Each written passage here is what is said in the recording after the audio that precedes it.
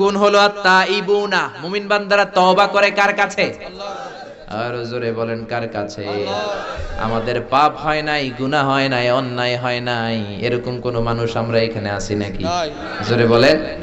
এজন্য আজকে আমরা তওবা করব কার কাছে? আমাদের তওবা কবুল করে নিবে কে? আল্লাহ বলে আমার ইবাদত যদি করতে পারো দুইটা জিনিস দিয়ে আমি তোমাদেরকে ধন্য করব। এক হলো ক্ষুধার সময় খাবার দিব, দুই হলো বিপদের সময় নিরাপত্তা দিব। আল্লাহু আকবার। আল্লাযী আত'আমাহুম মিন জু ওয়া আমানাহুম মিন খাউফ। ক্ষুধা যখন লাগবে তখন আমাদের রিজিকের ব্যবস্থা করে দিবে কে? আল্লাহ। ওয়া আমানাহুম মিন খাউফ, বিপদের সময় ভয়ের সময় আমাদেরকে সিকিউরিটি দিবে কে? আল্লাহ। পৃথিবীর কেউ কোনোদিন আমাদের রিজিকের ব্যবস্থা করতে পারবে না একজন ছাড়া, তিনি কে?